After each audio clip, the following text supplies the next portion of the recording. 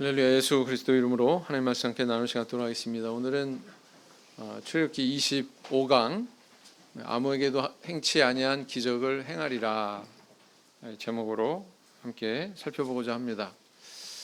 이제 거의 다 왔습니다. 이제 오늘하고 다음 시간까지 하면 이제 출애굽기 내용 다 맞춰지고요. 뒤에 출애굽기는 무려 50장까지 있는데 무슨 말씀하십니까? 성막과 관련된 거는 다음 시간 26강까지 마치고 그 다음에 이제 이어서 나갈 예정입니다. 성막에 대한 내용은 한 11강, 11강 정도 예정을 하고 있습니다. 자, 오늘 본문 말씀 한번 읽어보실까요? 저와 같이 읽겠습니다. 제가 한 절, 우리 성도님들이 한 절 이렇게 교독하겠습니다. 여호와께서 모세에게 이르시되 너는 돌판 둘을 처음 것과 같이 깎아 만들라. 내가 깨뜨린 바 처음 판에 있던 말을 내가 그 판에 쓰리니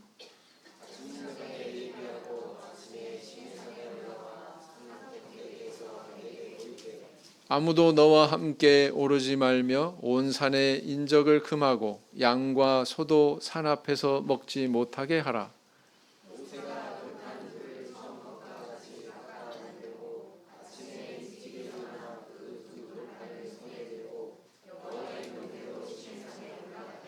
여호와께서 구름 가운데 강림하사 그와 함께 거기 서서 여호와의 이름을 반포하실세.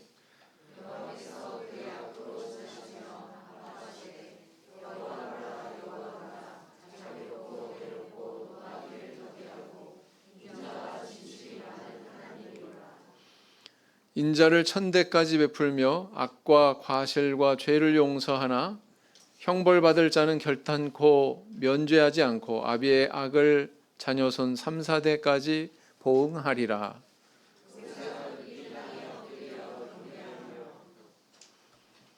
가로되 주여 내가 주께 은총을 입었거든 원컨대 주는 우리 중에서 행하옵소서. 이는 목이 곧은 백성이니이다. 우리의 악과 죄를 사하시고 우리로 주의 기업을 삼으소서.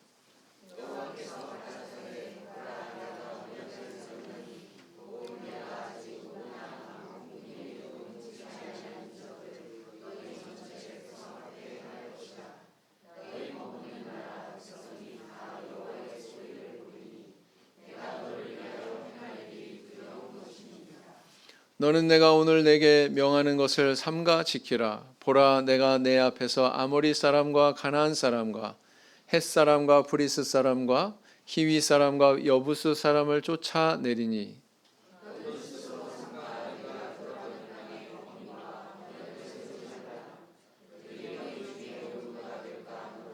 너희는 도리어 그들의 단들을 헐고 그들의 주상을 깨뜨리고 그들의 아세라상을 찍을지어다.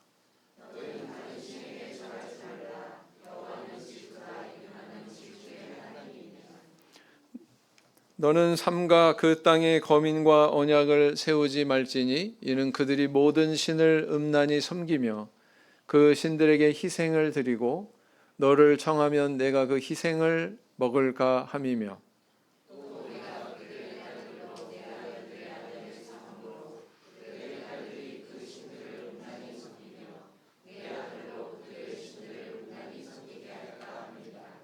너는 신상들을 부어 만들지 말지니라. 17절까지 말씀 이렇게 읽었습니다. 우리 그런 그 속담 같은 표현이 있죠. 사람은 원수는 돌에 새기고 은혜는 물에 새긴다. 은혜는 물에 새긴다. 그렇게 빨리 잊어버린다는 뜻이에요. 네. 마땅히 우리가 은혜는 돌에 새기고 원수는 물에 새기면 참 좋겠는데 사람 심리라고 하는 게 거꾸로 됐다라는 것이죠.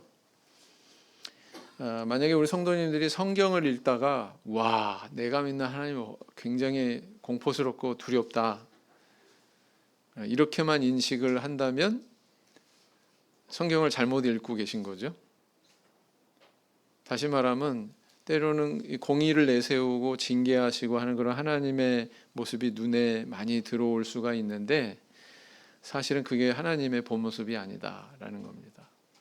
우리 하나님은 우리를 공의의 잣대로 이렇게 재시고 거기에 합당한 어떤 심판과 처분을 내리시는 것보다 우리에게 이렇게 은혜를 베풀고 용서를 베푸시고 사랑을 베푸시는 그런 모습이 훨씬 더 성경에 많이 나타나고 있다는 것입니다.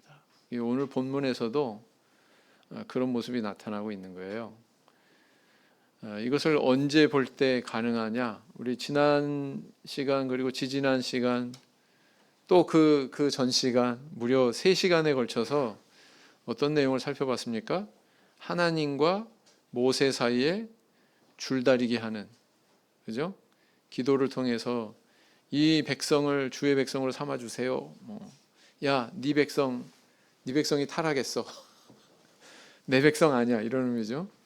하나님과 모세 사이의 대화를 통해서 이 백성을 용서하고 받아들일 것이냐 아니면 거절할 것이냐. 여기서 이제 하나님께서 실갱이하는, 모세와 더불어서 이렇게 실갱이하는, 줄다리기하는 그런 장면을 다뤘다라는 것입니다. 그런데 오늘 본문에 와서 비로소 우리는 뭘 발견하게 되냐면 하나님께서 모세의 기도를 들으셨구나, 모세의 소원을 귀 기울이셨구나 라는 것을 발견할 수가 있습니다. 그래서 오늘 제목만 봐도 그렇잖아요.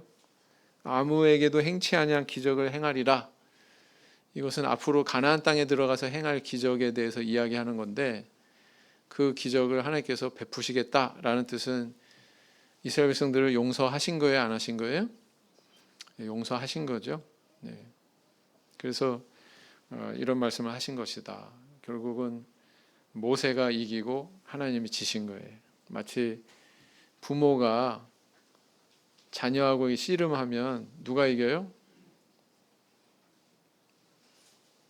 자녀들이 이기죠? 아빠가 이겨요? 좀 특별한 아빠네. 자녀한테 양보를 안 하시나 보네. 보편적인 아빠는 자녀들한테 져줍니다. 그죠? 네. 오늘 본문에서도 그렇게 이스라엘 백성들을 용서하시고 수용하시고 받아들이시는 걸 하나님의 모습을 통해서 우리 하나님은 하나님 스스로가 선포하시는 것처럼 사랑과 긍휼이 많으신 분이구나 라는 것을 우리 성도님들은 아셔야 된단 말이죠. 그죠? 그리고 성경만 봐서 아는 게 아니고 우리 성도님들의 삶 속에서 내가 경험한 여러 가지 삶의 굴곡들이 있지 않습니까?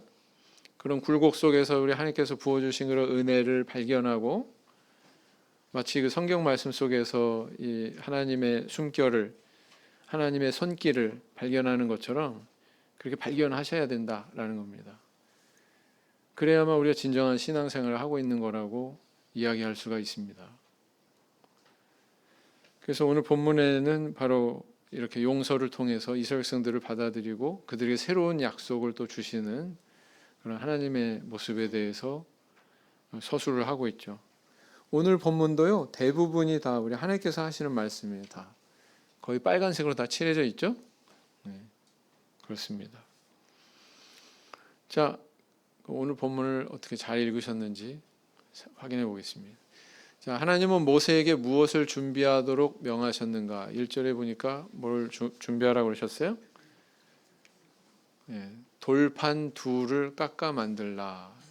처음 것과 같이 깎아 만들어라. 이렇게 명령하십니다. 이렇게 깎아 만들라고 말씀하실 때 뭐라고 그 9절에서 또 기록을 하고 있냐면은 내가 깨뜨린 바 그랬어요. 네가 깨뜨린 그 돌판. 이거는 이렇게 생략해도 되죠? 근데 돌판 깨뜨린 모세한테 네가 깨뜨린 바 처음 판 이렇게 말씀하고 계시다라는 거예요. 어떤 뉘앙스가 느껴지세요? 잠시 뒤에 살펴보겠습니다. 자, 하나님이 시내산에 강림하셔서 모세에게 나타나실 때 당신 자신에 대해서 어떻게 선포하셨는가? 6절에 보니까 어떻게 선포하셨어요? 그대로 옮겼습니다. 그대로 옮기면 여호와로라 여호와로라 자비롭고 은혜롭고 노하기를 더디하고 인자와 진실이 많은 하나님이로라 그랬어요. 만약에 사람이 이렇게 얘기하면은 뭐라고 그래요? 네? 자기 PR 한다고 그러죠? 사람이 그런다면 하나님께서 근데 이렇게 그분 자신에 대해서 이렇게 선언하셨어요? 근데 오늘 본문 말씀에 이스라엘 백성들을 향한 그런 용서와 포용과 긍휼을 베푸신 사실을 보면 이렇게 말씀하시는 게 사실이에요, 아니에요? 이렇게 말씀하시는 게 사실이다. 그렇게 받아들일 수 있죠? 그래서 우리가 생각하는 것보다 우리 하나님께서는 훨씬 더 그 자비와 긍휼이 풍부하신 분이다라는 걸 알아야죠. 자, 하나님이 아무 국민에게도 행치 아니한 이적을 행하신다는 것은 무엇을 가리키는가? 11절에 보니까 이미 하나님은 다 계획을 가지고 계셨어요. 이미 7 부족의 이름을 다 일일이 나열하십니다. 어떻게 해요? 아모리 사람과 가나안 사람과 헷 사람과 브리스 사람과 히위 사람과 여부스 사람을 쫓아낼 거다. 이렇게 말씀하십니다. 결국은 역사의 주인은 모세가 아니라 여호수아가 아니라 하나님이시다라는 거 여기서 증거되는 거죠. 이대로 말씀하신 대로 이루십니다. 이렇게 말씀하신 대로. 자, 하나님이 이스라엘 백성에게 가나안 족속과의 언약에 대해 어찌하라고 명령하셨는가? 15절에 보니까 그 땅의 거민과 언약을 세우지 말라라는 것입니다. 우상의 세력과는 타협하고 언약 세우고 그런 관계가 아니라는 거죠. 거절해야 되는 그런 대상이지 언약하고 타협하고 협약하고 그런 대상이 아니다라는 겁니다. 자, 이스라엘 백성의 자녀들이 주의하고 금지할 것은 무엇이었는가? 하나님께서는 특별히 어떤 걸 명령하고 계셔요? 그들의 딸들로 내 아들들의 아내를 삼지 마라. 다시 말하면 오늘날로 이야기하면은 이방 결혼시키지 마라 라는 겁니다. 지난 그 목요일날 전도신방팀 모임이 있었는데 보편적인 얘기를 좀 했어요. 교회 안에서 이렇게 그 케이스별로 결혼한 그런 사례를 이렇게 쭉 보면 믿음 안에서 그래도 결혼한 사람이 참 신앙의 순항을 하더라. 신앙의 여정이 순항하더라. 근데 이제 이방 결혼하면 굉장히 힘들게 된다라는 것들을 이구동성으로 다. 그거는 그냥 뇌피셜이 아니죠. 체험에서 우리 주변에 우리가 목격하는 그런 경험에서 목격담에서 다 나오는 이야기다라는 겁니다. 자, 이렇게 모세가 하나님으로부터 이렇게 십계명의 돌비를 둘을 받았는데 이걸 깨뜨렸어요. 깨뜨려서 다시 또 모세한테 돌판 둘을 깎아가지고 와라. 그런데 기록은 모세한테 시키지 않았다고 그랬습니다. 누가 하셨다고요? 하나님께서 친수로 하셨다 이렇게 말씀하셨습니다. 첫 번째 돌판은 하나님이 직접 만드시고 기록하신 반면 두 번째 돌판은 모세에게 준비시키고 그 위에 친수로 쓰신 사실이 시사하는 바에 대해서 이야기해보자. 첫 번째, 모세가 첫 돌판을 깨뜨린 책임에 대해서 지금 넌지시 묻고 계신 게 아닌가. 아까도 제가 얘기했습니다만 네가 깨뜨린 그 돌판 이렇게 얘기하셨잖아요. 거기서 그런 뉘앙스가 발견이 된다라는 것입니다. 그래서 이제 모세한테 그것을 다시 준비케 하십니다. 그런데 거기에 기록하는 것은 모세를 시키지 않았죠? 하나님께서 직접 친수로 거기에 새기십니다. 그 의미는 내가 입법자다. 이건 그만큼 중요한 거다. 이런 의미가 있다고 말씀을 드렸습니다. 그래서 여호와의 손이 나타나는 사례가 성경에 몇 없다고 그랬죠? 다니엘서에 한번 메네메네 데겔 우바르신 벨사살 왕이 그 계시적인 사건을 경험하고는 죽음을 맞이하잖아요. 벽에 나타나가지고 저주의 말을 쓰는. 그 다음에 또 한 번은 언제죠? 언제라고 그랬습니까? 제가 다 얘기한 거 지금 복습하는 건데, 다윗에게 성전의 제도를, 성전의 설계도를 그려서 알게 하셨다 그랬습니다. 다윗이 직접 그렇게 수레를 했죠. 그래서 그 전달받은 설계도를 아들 솔로몬에게 그대로 전달합니다. 그렇기 때문에 이제 그렇게 하나님의 손이 직접 기록하신 내용에 대해서는 성경에 굉장히 제한적으로 나타나고 있다. 십계명에 대해서는 굉장히 강조하면서 선명하게 기록하고 있습니다. 다른 하나님의 손의 출현과는 달리. 읽어보실까요? 24장 12절 시작. 여호와께서 모세에게 이르시되 너는 산에 올라 내게로 와서 거기 있으라. 너로 그들을 가르치려고 내가 율법과 계명을 친히 기록한 돌판을 내게 주리라. 뭐라고 그러셨어요? 친히 기록한 돌판, 이렇게 표현하고 있죠. 이 표현대로 32장 15절 또 읽으시겠습니다. 모세가 돌이켜 산에서 내려오는데 증거의 두 판이 그 손에 있고 그 판의 양면 이편 저편에 글자가 있으니 그랬어요. 신명기 9장 10절에서 과거를 회상하면서 모세가 또 이렇게 이야기하죠. 읽으시겠습니다. 여호와께서 두 돌판을 내게 주셨나니 그 판의 글은 하나님이 친수로 기록하신 것이요 너희 총회 날에 여호와께서 산상 불 가운데서 너희에게 이르신 모든 말씀이니라 그랬어요. 그래서 이 하나님께서 친수로 기록하신 것은 그만큼 엄중한 의미를 담고 있는 거죠.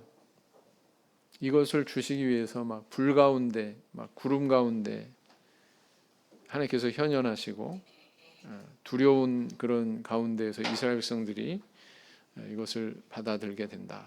말라기 4장 4절. 너희는 내가 호렙에서 온 이스라엘을 위하여 내 종 모세에게 명한 법, 곧 율례와 법도를 기억하라. 그래서 호렙에서 명한 법, 바로 십계명이 포함되어 있는 거죠.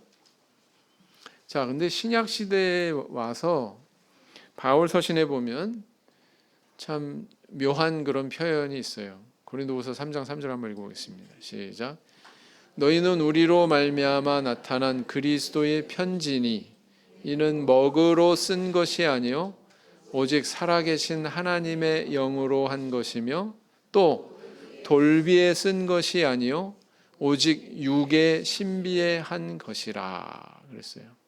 하나님의 영으로 우리 마음속에 신비라고 이렇게 표현했어요. 거기에 새겨 넣었다. 직접적인 표현은 존재하지 않지만 우리 성령 받은 것에 대해서 이렇게 비유적으로 표현하는 것이 아닌가 이렇게 보여집니다. 그래서 우리의 마음의 신비에 하나님께서 하나님의 영으로 새겨 넣으셨다. 뭘 새겨 넣으셨을까요? 그리스도의 편지니 그랬잖아요. 그죠? 편지는 곧 뭐예요? 바울 서신 뭐 이렇게 이야기하잖아요. 서신이 편지잖아요. 그리스도께서 주신 편지다. 우리 성도님들은 다 하나님께서 하나님의 메시지를 여러분들 가슴에 새겨 넣으신 편지입니다. 이 표현이 잘 안 와닿죠? 네.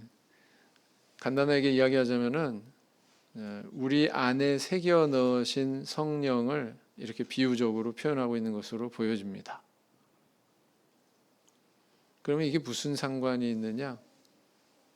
십계명의 돌비가 처음에 깨졌습니다. 나중에 다시 두 번째 돌비가 주어지죠. 이 십계명의 돌비가 보관이 되는 것은 어디에 보관이 됐죠? 법궤. 법궤를 품고 있는 그 건물은 무엇이라고 일컬었죠? 성막 또는 더 확장된 성전. 그렇죠? 그런데 또 이 성전도 솔로몬 성전이 회파되고 나중에 두 번째 성전이 세워집니다.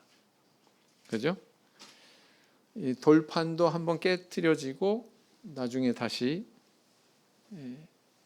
복원이라고 표현하면 안 되고 새롭게 다시 또 받아들게 되고 성전도 한번 무너지고 그 다음에 나중에 와서 한번 다시 회복이 되고 이런 그 과정을 우리가 발견하게 되죠. 이것은 어찌 보면 이렇게 시간 배열로 이렇게 쭉 매칭을 시켜보면 성령이 한번 떠났잖아요. 약속의 성령이 떠나셨었잖아요. 그리고 말세에 이르러서 약속의 성령이 다시 오셨죠. 네. 여기까지만 이야기하겠습니다. 더 얘기하면 자, 하나님이 인자를 베푸시되 천대까지 베푸시고 죄악을 갚으시되 3, 4대까지 보응하신다고 말씀하신 내용에서 발견되는 그분의 성품에 대해서 이야기해보자 그랬습니다. 네, 이것은 어떻게 보면 뭐예요? 재방송이죠. 20장 5절 6절에도 있어요, 없어요? 이 표현이. 천대까지 은혜 베풀고 3, 4대까지 보응하신다고 하는 이 내용은 이미 십계명에 대해서 구두를 선포하실 때 이 말씀을 서두에 먼저 하셨습니다. 맞죠? 근데 지금 다시 이게 반복이 되고 있어요. 뭘 아실 수 있습니까? 우리 지난번에 야유회 때 뭐 이렇게 빨대를 입에 물고 컵을 이렇게 들어가지고 돌리고 이렇게 해서 하다가 땅에 뚝 떨어지면 어떻게 했어요? 다시 처음부터 다시 출발선부터 다시 이렇게 했잖아요. 네? 이스라엘 백성들이 컵 떨어뜨렸어. 금송아지 우상에서 우상 섬겨가지고 마치 컵 떨어뜨린 것 같은 상황이 돼버렸죠. 다시 처음부터 돌아가가지고 계약의 과정을 다시 밟고 있는 거예요. 이게 지금 그렇죠? 그래서 이게 재방송이 나오는 겁니다.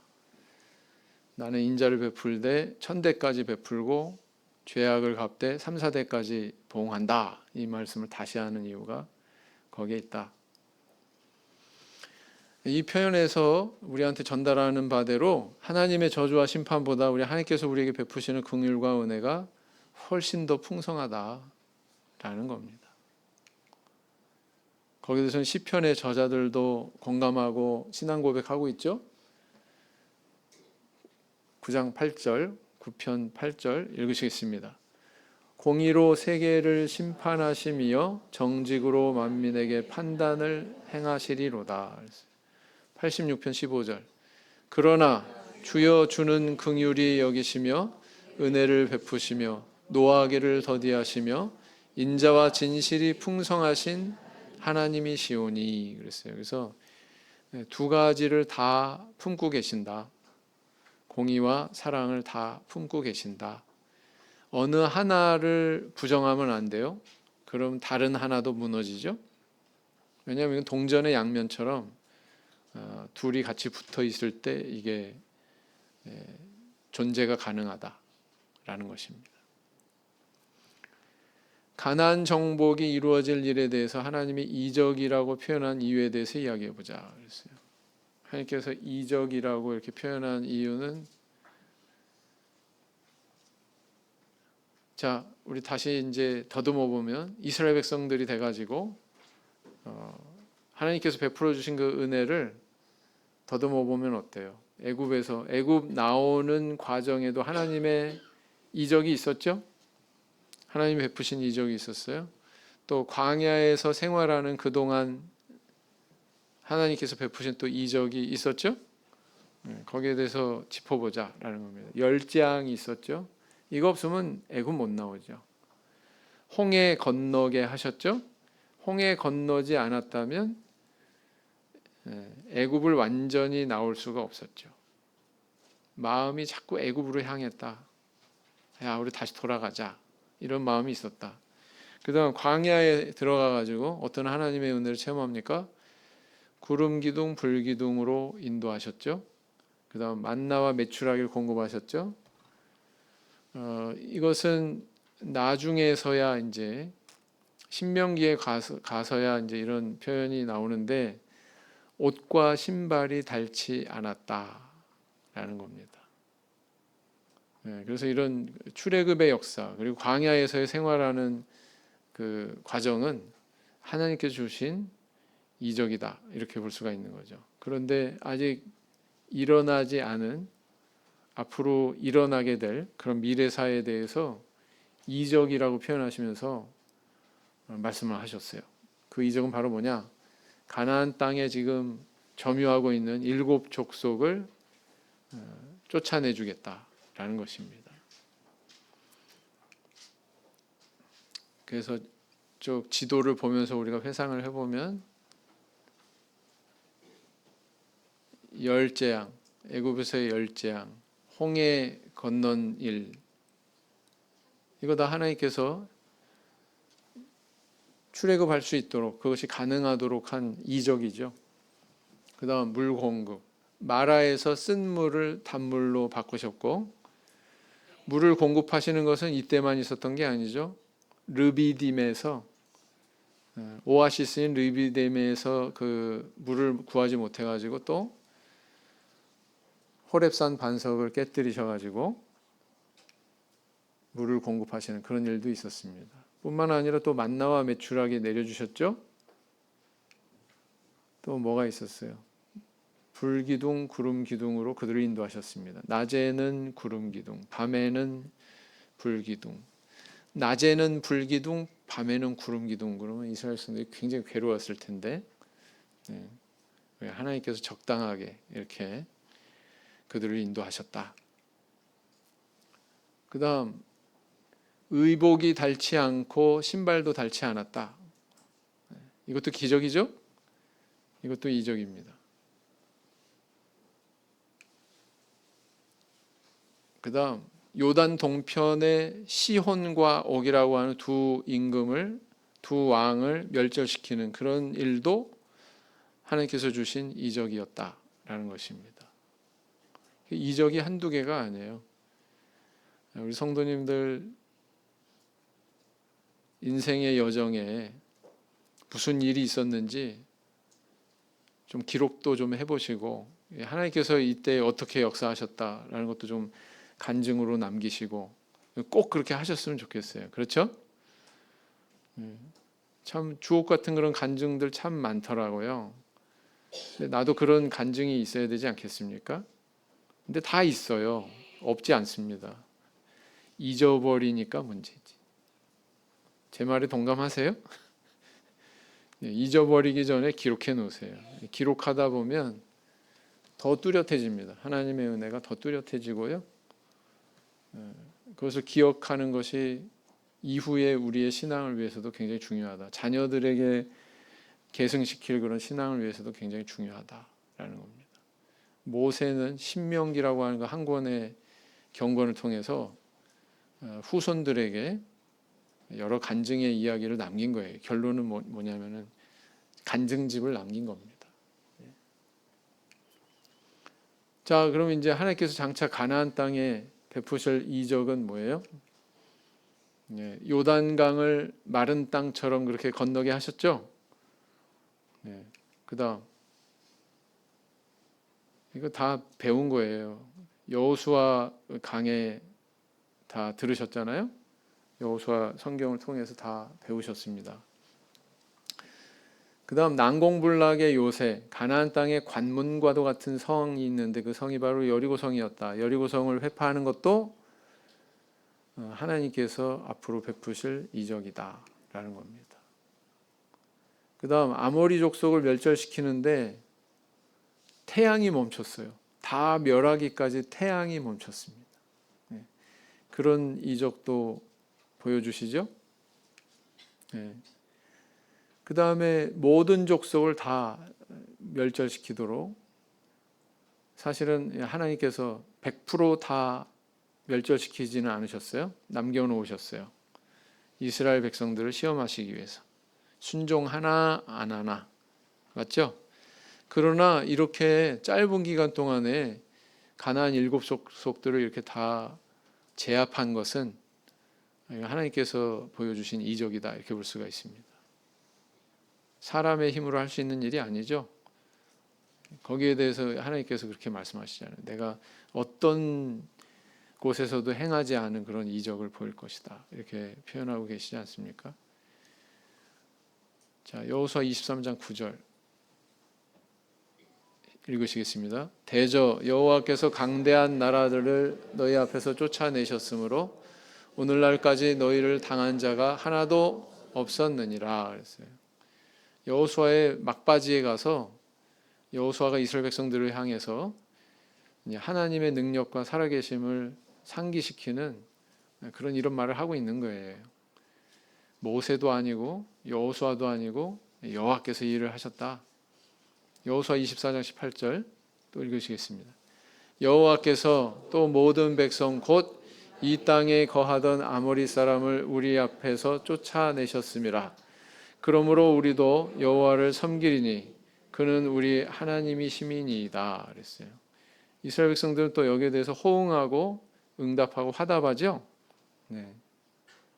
이게 간증이 중요한 이유죠. 자, 가나안 땅에서 우상 숭배를 금하셨던 하나님의 명령이 후대에 실천된 여부에 대해 이후 역사 기록을 참고로 이야기해 보자 그랬습니다. 성경의 전체적인 그런 대략적인 내용을 다시 한번 쭉 기억해 보면 경권별로 그 시대상이 있어요. 그죠? 여호수아 선을 보면 가나안 땅 정복기, 자, 사사기, 그 땅에 들어가서 생활하는 가운데 어떠했습니까? 사사시대는 바람직했나요? 아니죠. 사사기 초입에 나와 있는 표현이 뭐냐면 쫓아내지 않았다, 쫓아내지 않았다, 쫓아내지 못했다, 틀렸다 그랬어요. 잘못된 번역이라고 그랬어요. 쫓아내지 않았다, 쫓아내지 않았다. 이게 계속 반복되고 있죠. 그 시대의 상을 잘 말해주고 있습니다. 자기 소견에 오른 대로 행하였더라. 영적인 어떤 그런 혼란의 시기, 사사기였다. 자, 그 다음에 이제 왕정 시대로 넘어갑니다. 왕정 시대로 넘어가서 어떤 일이 있었어요?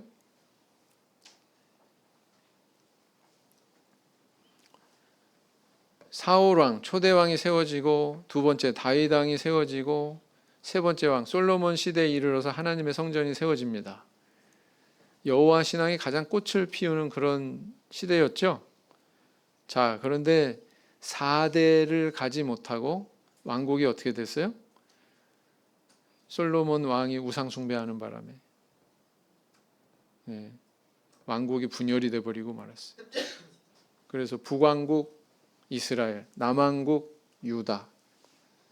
그래서 이 두 왕국이 어떻게 됩니까? 나중에 다 멸망하죠. 그게 결론이에요. 그 멸망 직전에 우리 하나님께서 가장 많은 선지자들을 보내십니다. 이스라엘 백성들한테. 귀 기울입니까? 기울이지 않죠. 그래서 결국은 멸망으로 치닫는 그것으로 이 이스라엘 백성들의 역사가 종결이 되고 있다.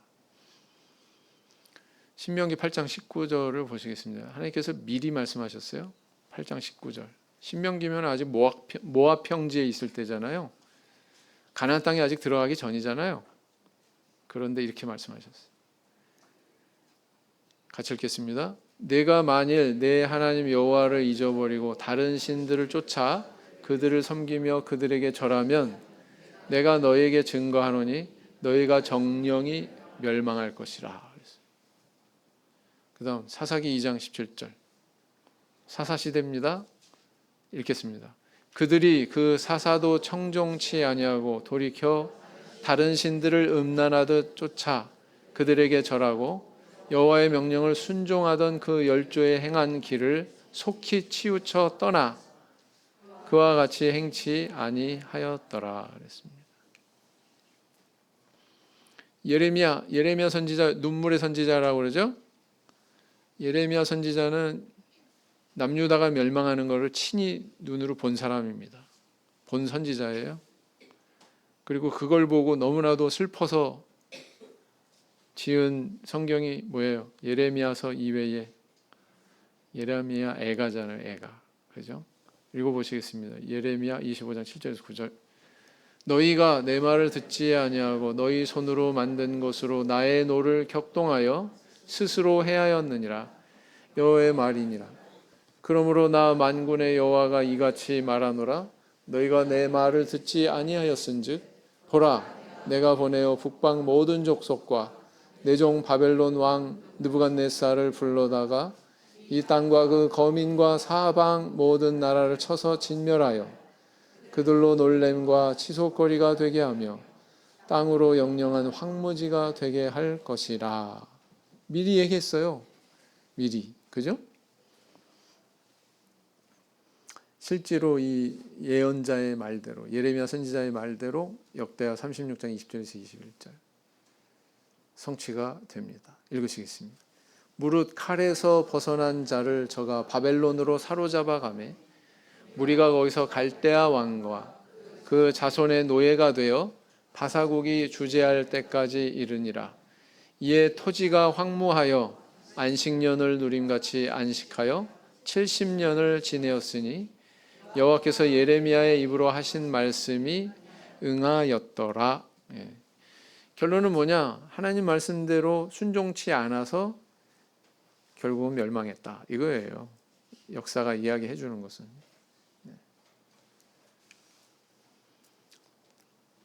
그래서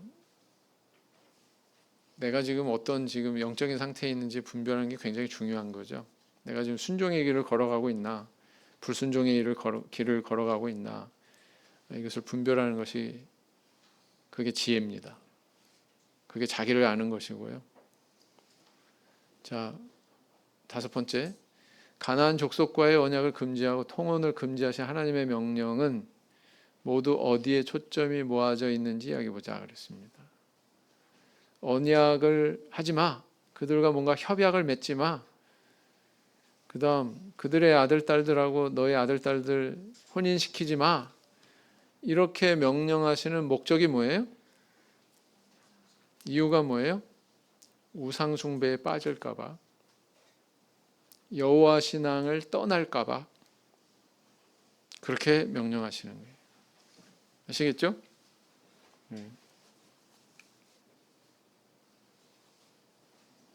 이렇게 23장에 또 말씀을 하셨습니다. 여기에 이미 이렇게 말씀하셨어요. 32절 읽으시겠습니다. 너는 그들과 그들의 신과 언약하지 말라. 그들이 내 땅에 머무르지 못할 것은 그들이 너로 내게 범죄케 할까 두려움이라. 내가 그 신을 섬기면 그것이 너의 올무가 되리라. 사사기 3장 6절 읽으시겠습니다. 그들의 딸들을 취하여 아내를 삼으며 자기 딸들을 그들의 아들에게 주며 또 그들의 신들을 섬겼더라. 어느 시대예요? 어느 시대에?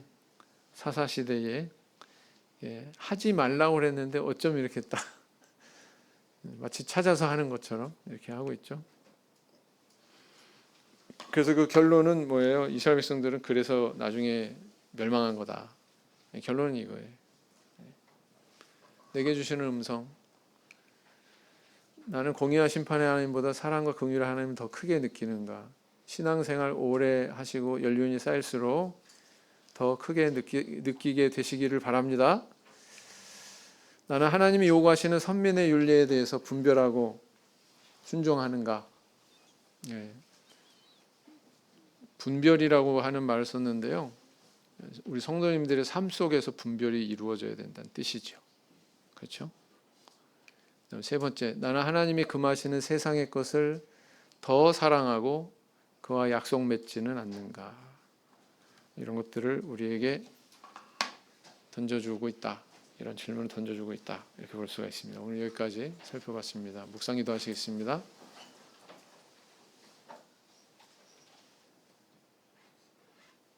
아멘.